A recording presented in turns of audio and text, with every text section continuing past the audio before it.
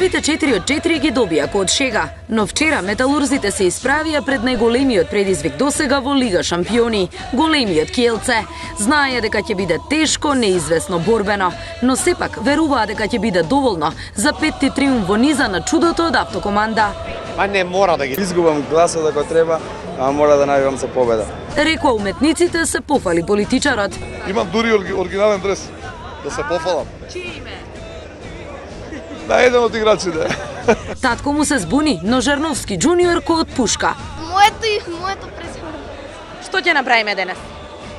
Мислам дека ќе тепаме, мислам. И не беа саде тие, и не беа саде толку. Некаде помеѓу еуфоричната толпа и Емилија Колева, среќничката која преку бекстејдж освои вечера и дрес од Ренато Вугринец. За среќа, за мајлијат дресот од Ренато на мене. Талични, полни еуфорија го одгледавме првото полувреме, поборбено и потензично отколку што очекувавме. Сепак, 12-10 на семафорот после 30 минути игра беше доволно за позитивна атмосфера, како на трибините, така и на VIP коктелот.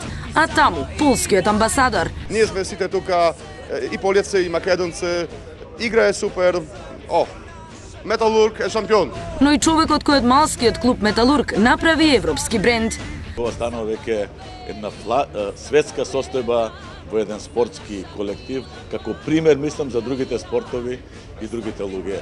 Второто полувреме стартуваше очекувано, но не заврши така. Избраниците на Черварот играат добро, но не доволно добро за големиот Kielce. Не помогна дресот на Емилија, ниту присуството на Дац. Епилогот 21-23 за гостите и стоп на победничката серија на Металург.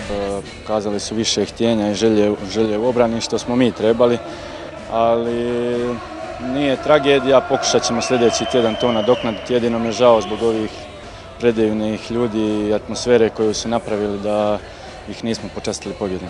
Една изгубена битка не значи изгубена војна, а шампионот се сака и во победа и во пораз.